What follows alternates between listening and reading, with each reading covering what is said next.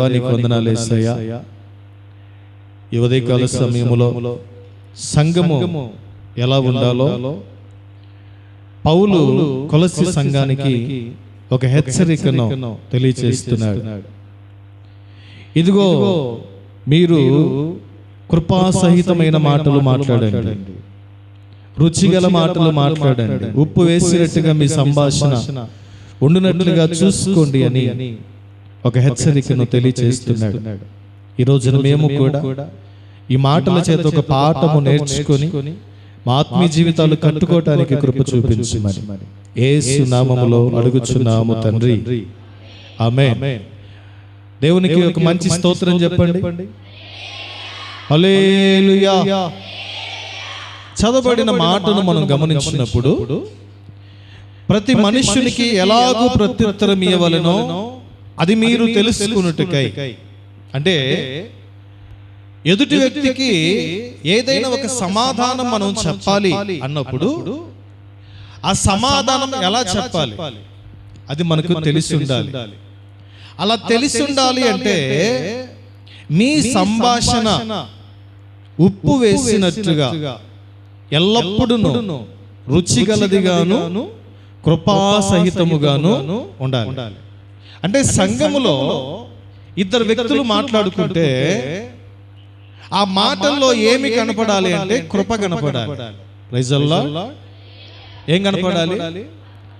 కాసేపు మాట్లాడుకున్న తగాదాడుకోవటం కాదు, కాసేపు మాట్లాడుకుని వెళ్ళబోయే ముందుగా ముఖాలు మార్చుకుని వెళ్ళటం కాదు, కాసేపు మాట్లాడుకున్న తర్వాత విభేదాలు పుట్టటం కాదు. ఏం పుట్టాలంట? కృప. ఆ మాటల మధ్యలో కృప కనపడాలి. Praise the Lord. అలాగూ మీరు ఉండాలని సంఘానికి పౌలు తెలియజేస్తున్నాడు. దేవుని సేవకుడైన పౌలు తెలియజేస్తున్నాడు.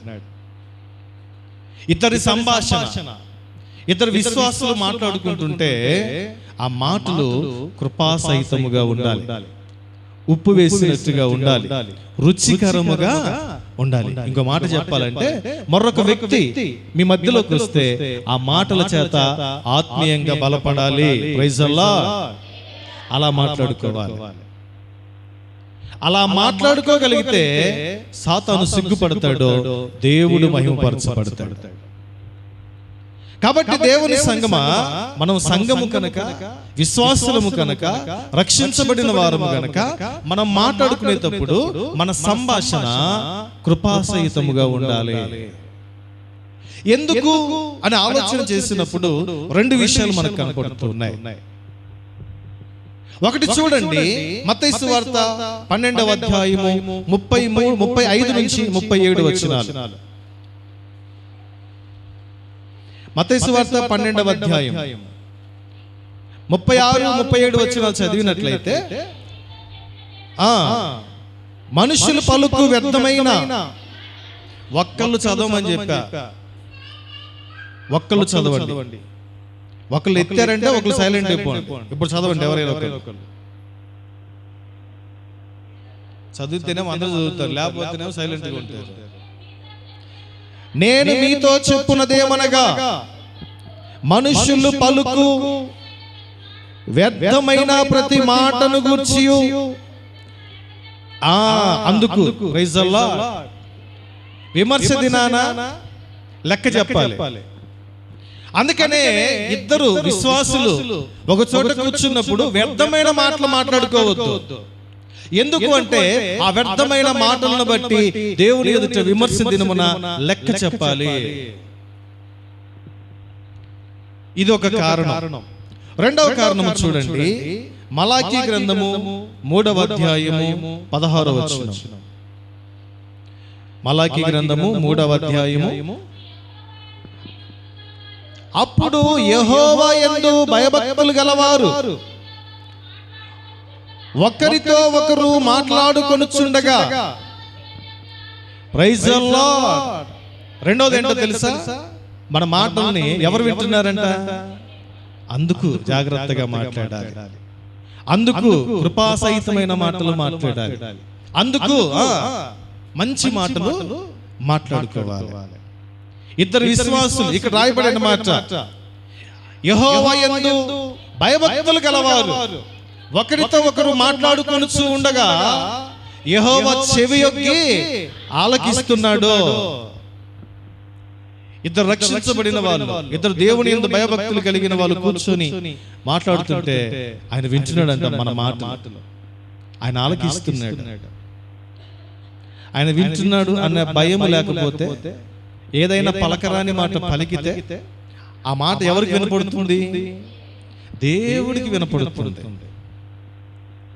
ఈ రెండు కారణాలు. ఒకటి, వ్యర్థమైన ప్రతి మాటను బట్టి లెక్క చెప్పాలి, ఇది గుర్తుపెట్టుకోవాలి ప్రతి ఒక్కరు. రెండోది, మన మాటలు దేవుడు వింటున్నాడు, ఆలకిస్తున్నాడు. ఆయన వింటున్నాడు కాబట్టి ఏది పడితే అది మాట్లాడకుండా కృపాసహితమైన మాటలు మాట్లాడుకోవాలి. ఉప్పు వేసినట్టుగా మాట్లాడుకోవాలి, రుచికరంగా మాట్లాడుకోవాలి, ఒకరినొకరు పురికొల్పుకోవాలి, ఒకరినొకరు ప్రోత్సహించుకోవాలి. యోబు అనే భక్తుడు సమస్తమును పోగొట్టుకొని నష్టపోయి శరీరము కురుపులతో ఉండి ఆ బూడిదలో కూర్చొని తన బాధలు తను పడుతూ ఉంటే భార్య ఎటువంటి మాటలు మాట్లాడింది? మనకు తెలిసిన సంగతులే కాబట్టి నేను అట్లా మాట్లాడుతున్నా మీతోటి. మీకు అసలు వాక్యం తెలియకపోతే నేను మళ్ళీ కొత్తగా చెప్పాలి కదా. యోబు భార్య ఏం మాట్లాడింది? యోబు దగ్గరికి వచ్చి, ఎంతకాలం యథార్థత యథార్థత అంటావు, యథార్థతను వదిలిపెట్టి దేవుణ్ణి, అవి కృపగల మాటలా? ఆ మాటలు దేవుడు వింటం లేదా? ఆ మాటలను బట్టి లెక్క చెప్పాలి అన్న భయము ఆమెకు లేదా? సరే, ఆమె పక్కకు పోయింది, ఆమెను గద్దించాడు, మూర్ఖురాలాగా మాట్లాడబాక అని ఆమెను గదిమేడు. అయిపోయింది. తన స్నేహితులు వచ్చారు, మళ్ళా వాళ్ళు ఏం మాట్లాడుతున్నారు? నువ్వు ఎక్కడో చీకట్లో పాపం చేస్తుంటావు, లేకపోతే నీకెందుకు ఈ శిక్ష, నీ కొడుకు లేదు తప్పు చేస్తుంటారు అందుకే చచ్చిపోయారు, దేవుడు ఏమైనా అన్యాయస్తుడా, ఏం చేయకపోతే చంపేస్తాడా అని యోబును మరింతగా గాయపరుస్తున్నారు. బాధలో ఉన్న వాళ్ళ దగ్గరికి వెళ్ళి మరింత పిన్నిసి పెట్టి గుచ్చకూడదండి. వాళ్ళని ఆదరించాలి, ఆదరణ మాటలతో మాట్లాడాలి, వారిని ప్రోత్సహించాలి. కృంగిపోబాక, దేవుడు ఉన్నాడు, ఆయన చూసుకుంటాడు, ఆయన బలపరుస్తాడు, ఆయన సహాయం చేస్తాడు. ఇదిగో మేము కూడా ఉన్నాం నీకు తోడుగా, నువ్వు కృంగిపోబాక అనే ధైర్యము చెప్పాలా. ఏం పాపం చేశాడో ఏమో అందుకే ఎట్ట జరిగింది అనకూడదు. అర్థమవుతుందా? ఎలా ఉండాలి మన మాటల్లో? కృపాసహితముగా ఉండాలి, ఆదరణ రావాలి ఆ మాటల్లో, ఒకరినొకరు ప్రోత్సహించుకునేటట్టుగా మాట్లాడాలి. బయట లోకములో ఉన్న వాళ్ళు మాట్లాడుకుంటారు ఆ మాటలన్నీ, కానీ మనం విశ్వాసులము, రక్షించబడిన వాళ్ళము, మన దగ్గరికి వచ్చేసరికి ఎలా మాట్లాడాలి, మన మాటలు ఎలా ఉండాలి అంటే ఈ విధముగా ఉండాలని దేవుడు మాట్లాడుతున్నాడు.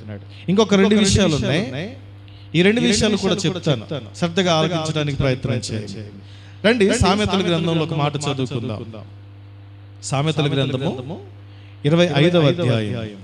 మన మాటలు ఎలా ఉండాలో సొలొమోను చెబుతున్నాడు. 25వ అధ్యాయము 11, 12 వచనాలు.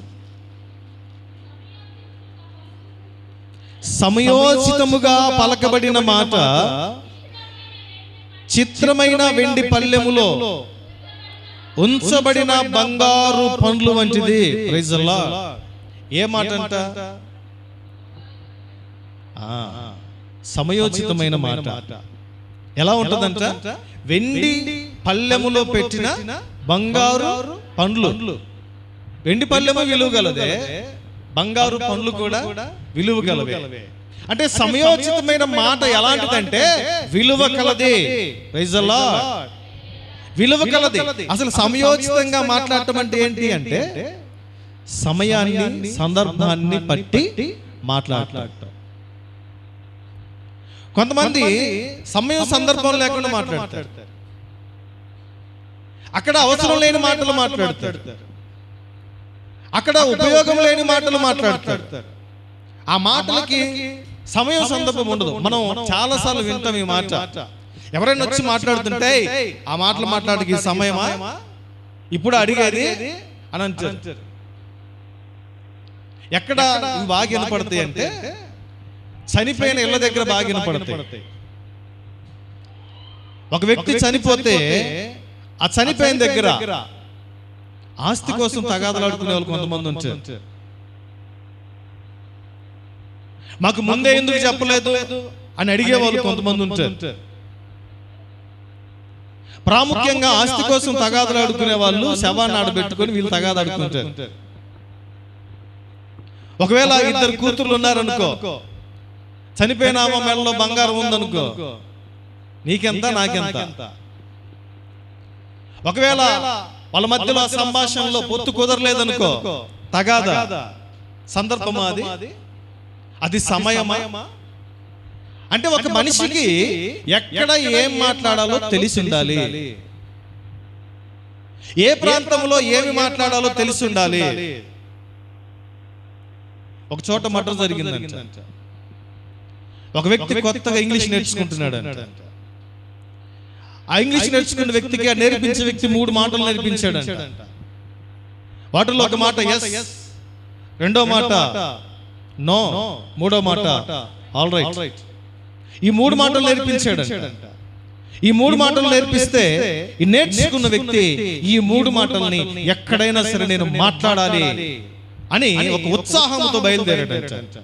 ఒక చోటకి వెళ్ళగానే ఆ మర్డర్ జరిగిన దగ్గర జనులు గుంపులు గుంపులుగా కూడుంటే ఆ ప్రాంతంలోకి వెళ్ళి చాలా మంది ఉన్నారు, ఇక్కడైతే నేను నా మాటలను ఉపయోగించగలను అని చెప్పి ఆ మధ్యలోకి వెళ్ళిపోయాడు. అక్కడ పోలీసులు కూడా ఉన్నారంట. పోలీసులుండి అని పిలిచి, రే ఈ మర్డర్ చేయటం నువ్వు చూసావా అన్నాడంట. ఎస్ అన్నాడంట.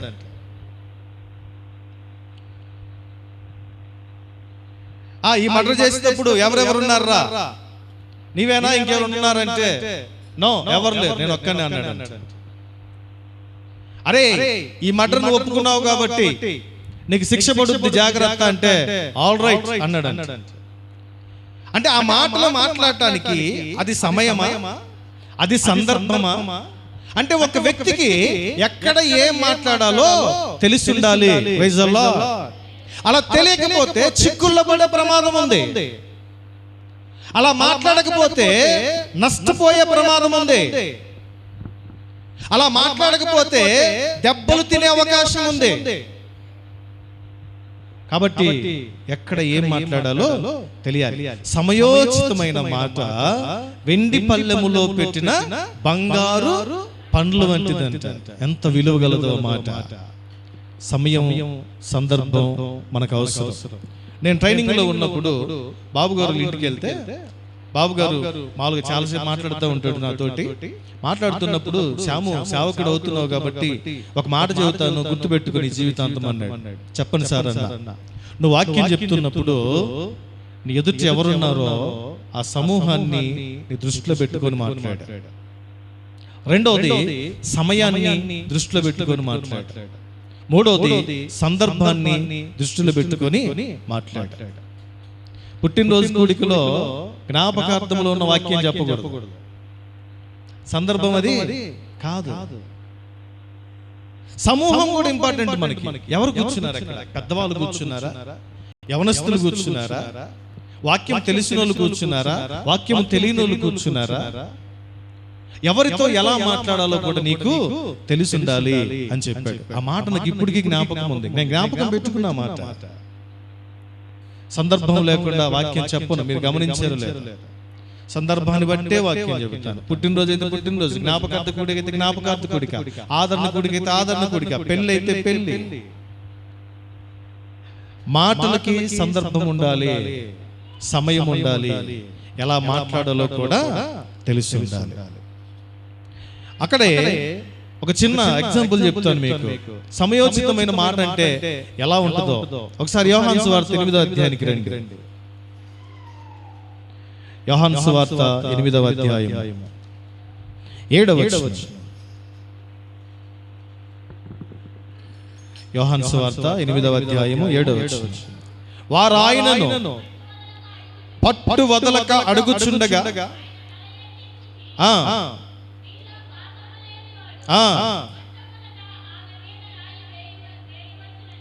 వారితో చెప్పాను. Praise the Lord. ఈ సందర్భంలో మనకు బాగా తెలుసు కదా, ఒక పాపంతో పట్టబడిన స్త్రీని తరుముకుంటూ వచ్చారు. ఎవరు? యూదులు. ఆమె వ్యభిచారం చేస్తూ పట్టబడింది. మోషే ధర్మశాస్త్ర ప్రకారంగా ఆమె మీద రాళ్ళు వేసి కొట్టి చంపాలి, శిక్ష విధించాల్సిందే. తరుముకుంటూ ప్రభు దగ్గర తీసుకొచ్చారు. ప్రభు దగ్గర తీసుకొచ్చి వారు ఆయనను పట్టు వదలకు అడుగుతున్నారంట. ఎలా అడుగుతున్నారు? పట్టు వదలకు అడుగుతున్నారు. అంటే ఎలాగైనా సరే ఈయన చిక్కుల్లో పడేయాలి. గుర్తుపెట్టుకోండి, మిమ్మల్ని చిక్కుల్లో పడేయాలని ఎవరైనా ఒక ప్రశ్న వేస్తే ఏం చేస్తారు మీరు? సమయోచితంగా మాట్లాడటం రాకపోతే ఏమి చేయగలరు? యేసయ్య కంటే ఆయన సర్వజ్ఞాని కాబట్టి, సర్వమును ఎరిగిన వాడు కాబట్టి సమయోచితంగా ఆయన సమాధానము ఇవ్వగలిగాడు. ఒకసారి మనల్ని ఇరుకులు పెట్టడానికి, చిక్కుల్లో పెట్టడానికి వచ్చి మన ముందు ప్రశ్నలు కురిపిస్తారు కొంతమంది. ఏం సమాధానం చెప్పాలో మనకి తెలిసి ఉండాలి. ఇక్కడ యేసయ్యను కూడా పట్టు వదలకుండా అడుగుతున్నారంట. పట్టు వదలకుండా వారు ఆయన అడుగుచూ ఉండగా ఆయన తలెత్తి, మీలో పాపము లేనివాడు మొట్టమొదట ఆమె మీద రాయి వేయాలి. ఎంత సమయోచిత జ్ఞానం అండి! దేవునికి స్తోత్రం చెప్పండి. హల్లెలూయా! ఎంత సమయోచిత జ్ఞానం అండి! ఇక్కడ రెండు సమస్యలు ఉన్నాయి యేసయ్యకి. ఎన్ని సమస్యలు ఉన్నాయి? రెండు సమస్యలు. ఆయన చెప్పే సమాధానాన్ని బట్టి ఇరుక్కుంటాడు. ఒకటి, కొట్టమని చెప్పినా సమస్య, ఎందుకంటే ఈయన కృపగల దేవుడు. కొట్టొద్దని చెప్పినా సమస్య, ఎందుకంటే ఈయన న్యాయం గల దేవుడు. కొట్టొద్దంటేనేమో అన్యాయం చేసినట్టు, కొట్టమంటేనేమో కృపలేని వాడిగా కనపడుతున్నాడు. ఎంత ఘోర పాపినైనా క్షమించగలిగిన దేవుడు కదా. ఈ రెండు సమాధానాల్లో ఏది చెప్పినా యేసయ్యను చిక్కుల్లో పెట్టాలనేది వాళ్ళ పన్నాగం. కాబట్టి యేసయ్యను ఎలాగైనా పట్టుకోవాలని ప్రయత్నం చేసినప్పుడు ఆయన చెప్పిన మాట, మీలో పాపము లేనివాడు మొట్టమొదట ఆమె మీద రాయి వేయవచ్చును అని చెప్పి మరలా వంగి నేల మీద రాయిచుండెను. వారు ఆ మాట విని పెద్దవారు మొదలుకొని చిన్నవారి వరకు ఒకరి వెంట ఒకరు బయటకు వెళ్ళిరి. Praise the lord. ఇక వాళ్ళకి ఏం చెప్పాలో కూడా అర్థం కాలేదు. నేను ఇలా అంటాను, క్రైస్తవుడిగా, క్రైస్తవురాలిగా ఏదైనా ఒక ప్రశ్న ఎదుటికి వచ్చినప్పుడు సమాధానం చెబితే తిరిగి మరొక ప్రశ్న వేయకూడదు. Praise the Lord. అంతటి జ్ఞానము సంపాదించాలి లేఖనాల మీద. అంతగా వాక్యములో ఎదిగిపోవాలి. మన పిల్లలు అప్పుడప్పుడు నన్ను క్వశ్చన్లు అడుగుతూ ఉంటారు. అడిగిన ప్రతి క్వశ్చన్కి వాళ్ళకి సమాధానం చెప్తూనే ఉంటాను నేను. సమాధానం లేకపోతే వాళ్ళ హృదయాలు గాయపడతాయి. అయ్యో, మా దేవుడు గొప్పవాడు అనుకున్నాం, సమాధానం దొరకలేదు మాకు అనుకుంటారు. ఎటువంటి చిక్కు ప్రశ్న నీ ఎదుటకు వచ్చినా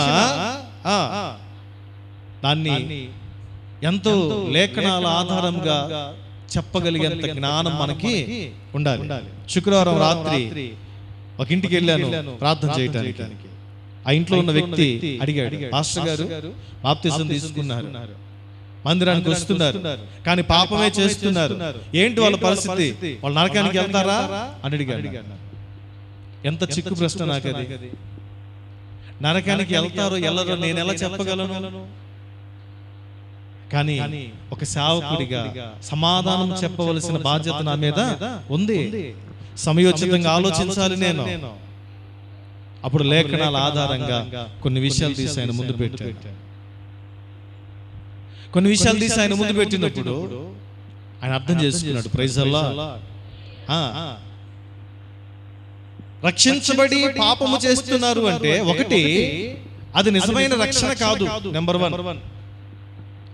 ఒకవేళ రక్షించబడిన తర్వాత కూడా కాలు జారే అవకాశం లేదంటే ఉంది. రక్షించబడిన వ్యక్తి కూడా ఒక్కసారి కాలు జారే అవకాశం ఉంది. ఉదాహరణకి మనకి దావీదు ఉన్నాడు, దేవునితో ఎంతో సహవాసంలో ఉన్నాడు, కానీ కాలు జారాడా లేదా? మోషే ఉన్నాడు, నా ఇల్లంతటిలో నమ్మకమైన వాడు మోషే అని దేవుడు సాక్ష్యం ఇచ్చాడు. ఈ భూమి మీద ఉన్న మనుషులందరిలో మిక్కిలి సాత్వికుడు మోషే అని దేవుడు చెప్పాడు. కానీ ఒక మాట జారాడా లేదా? అంటే జారే అవకాశం ఉంది. అయితే జారినంత మాత్రాన దేవుడేమి తృణీకరించాడో, తిరిగి రాగలిగితే, పాపాలు ఒప్పుకోగలిగితే ఆఖరి వరకు కూడా క్షమించే గొప్ప దేవుడైన ప్రైజ్ ది లార్డ్. ఒక సేవకుడు ఇలా అన్నాడు, కృప అంట, కృప సమాధి ఒడ్డుకు వెంటాడుతుందంట. సమాధి ఒడ్డుకు మనిషిని బ్రతిమాలుతుందంట, కృప పొందుకో, కృప పొందుకో, కృప పొందుకోమని. ఆ మాటకు అర్థం ఏంటంటే చనిపోయేంత వరకు కూడా దేవుని యొక్క కృప మన వెంటే ఉంటుందంట. ఈ కృప పొందుకొని జీవించు, ఈ కృప పొందుకొని జీవించు. కృప లేకపోతే మన పాపాలు క్షమించబడవండి. కృప పొందుకోకపోతే మనం చేసిన ప్రతి తప్పుకి శిక్ష మనమే అనుభవించాలి. అయితే ఒక మాట చెప్పాను, రక్షించబడి ఒకవేళ పొరపాటున కాలు జారి ఏదైనా చేయకూడని పాపం చేస్తే గుర్తుపెట్టుకో, ఈ లోకంలో ఉన్నప్పుడే దాన్ని అనుభవించి వెళ్ళాలి. ఈ లోకంలో ఉన్నప్పుడే ఆ శిక్షను అనుభవించి వెళ్ళాలి. ఎందుకంటే అక్కడ నీకు శిక్ష వేయకుండా ఆ తప్పుకు దేవుడు ఇక్కడే శిక్ష వేసి, ఇక్కడే దాన్ని కొట్టివేసి పరలోకములోకి వెళ్ళేటప్పుడు పరిశుద్ధినిగా తీసుకెళ్తాడు. Praise the lord. సమయోచితముగా మాట్లాడటం మనకు తెలియాలి. నా జ్ఞానం కాదు కానీ లేఖనాల ఆధారముతో నేను సమాధానం ఇచ్చాను. కాబట్టి దేవుని సంగమా, సమయోచితమైన మాట ఎటువంటిదంట? వెండి పల్లెములో పెట్టిన బంగారు పండ్ల వంటిది. అలా మనం మాట్లాడగలిగితే ఆ మాట ఎంతో విలువతో కూడిన మాటగా మనకు కనపడుతూ ఉంది. యేసయ్య కూడా ఆ పాపంతో పట్టబడిన స్త్రీ ఆయన ఎదుటికి వచ్చినప్పుడు సమయోచితముగా మాట్లాడి ఆమెను రక్షించి ఆమెను మరి పాపము చేయకుండా బ్రతకమని చెప్పాడు. రండి లూకాసు వార్త 20వ అధ్యాయము 3-4 వచనాలు. లూకాసు వార్త 20వ అధ్యాయము. అందుకు ఆయన అడుగుదును, నాతో చెప్పుడి, యోహాను ఇచ్చిన బాప్తిస్మము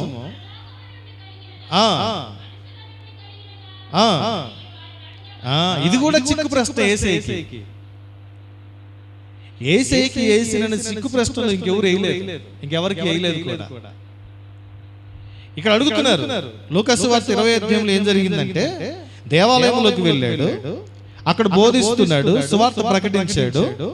సువార్త ప్రకటిస్తూ బోధిస్తూ ఉంటే ప్రధాన యాజకులను, శాస్త్రులను, పెద్దలను ఆయన మీదకు వచ్చి, నువ్వు ఏ అధికారముతో బోధిస్తున్నావు? నువ్వు ఏ అధికారముతో స్వస్థతలు చేస్తున్నావు? అంటే మంచి పనిని కూడా ప్రశ్నించే వాళ్ళు ఉన్నారు. Praise the lord.